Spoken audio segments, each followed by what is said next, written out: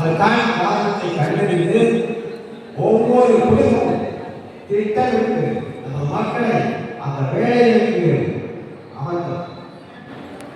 IAS வேணும், AC இருக்காங்களா இல்ல, ஐபிஎஸ் இருக்காங்களா, ஜட்ஜஸ் இருக்காங்களா, இதை நாம் உருவாக்கி வைக்கிறோம். அதை நமது பவுண்டேஷன் நோக்கமாக வச்சிருந்து அதை நோக்கித்தான் நம்மளோட அமைப்பு வந்து அதை செயல்படுத்திய தீரும். அதற்கான செஞ்சிருக்கோம். அது மட்டும் இல்லாமல் கல்வி நல்லா கல்வி கொடுக்கணும், அது கல்வி சம்பந்தமான விழிப்புணர்வை ஏற்படுத்துறது தான் மிக முக்கியமான வேலை. அதை கல்வி சரியான கல்வி இருந்துச்சுன்னா சரியான வேலை படிக்க முடியல, பரவாயில்ல. தொழிலாளர்கள் உருவாக்கும் மிகப்பெரிய தொழில்களை உருவாக்குகிற மிகப்பெரிய வாய்ப்பாக நம்ம மக்கள் மாறும். பெரிய பெரிய ஃபேக்டரிஸ் கட்டுறாங்க, அவங்களே எப்படி பண்றாங்க, பெரிய பெரிய பிசினஸ் பண்றாங்க, அவங்களே எப்படி செய்யறாங்க. அந்த நோக்கத்தை நம்ம வந்து நோக்கி அந்த மக்களுக்கு நம்ம மக்களுக்கு சாதாரணமாக வாழ்வதல்ல நம்ம வாழ்க்கை, சாதாரணமாக வாழ்வதல்ல நாம். ஆனால் நீங்கள் அப்படி இருக்கிறார், எல்லாரும் தங்களுக்கு ஒரு விழிப்புணர்வை வச்சு நம்ம மக்களை நன்றாக படிக்கிறீர்கள். மிகப்பெரிய தொழிலை நல்ல வேலைகள் மிகப்பெரிய வேலைகள் இருக்குது. அரசியல் பணம் நினைச்சா அதற்கான தொழில்கள், அரசியல் தொழிலாக இருக்கா அதற்கான ஒரு பயிற்சி நம்ம கொடுக்கணும். நம்ம மக்களை என்ன செய்யணும்னு எனக்கு தெரியாது. மிகப்பெரிய அளவில் உருவாக்குவது அப்படிங்கிற ஒரு வைராக்கியத்தை மனசு வச்சு ஒவ்வொருத்தருக்குள்ள அது இருக்கணும். சாதாரணமாக நிர்வாகிகள் இதுதான் நம்ம அமைப்பினுடைய நோக்கம். அடுத்தது நிறுவனத்தை பற்றி சொன்னா நீங்க கண்டிப்பாக குழந்தைகள் வந்து 30 வயது 30 இருக்குது.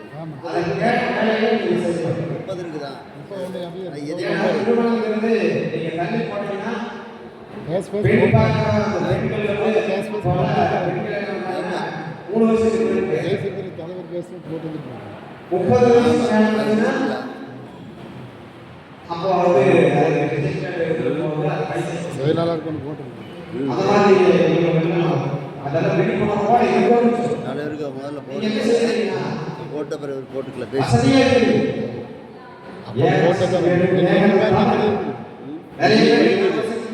இதுல 20 இருக்குது.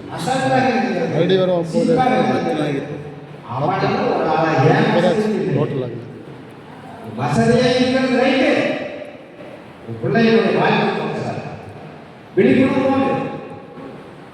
ஏன் இந்த பிள்ளைகளுக்கு நீங்க வந்து பணம் கொடுக்க வேண்டிய அவசியம் இல்லை, அவங்கள வாழ்க்கை பணம் இருக்கிற மனசை வச்சுட்டு ஏன் வசதிகளை நினைச்ச பிள்ளைகளுடைய வாழ்க்கையை கொடுக்கிறார். நீங்க விழிப்புணர்வு. ஒருத்தர் பார்க்கிறாரு, ஒரு பையனுக்கு பிள்ளைக்கு சரியான பொருத்தம் சூப்பரா இருக்கு, நல்ல ஜோடின்னு சொல்றான். அப்ப என்ன செய்யறது, சாதாரண ஜாதகம் தூக்கிட்டு ஒரு சாதாரண கொடுப்பான், ஒன்று சாதம் உள்ளே பிடிச்சிருக்கியா அந்த பெண்ணுடைய வாழ்க்கையில கடைசியில ஒரு மிகப்பெரிய குடிக்காக கட்டி அவருடைய வாழ்க்கை சாதனத்தை தூக்கிட்டு அடையாதீங்க. தயவுசெய்து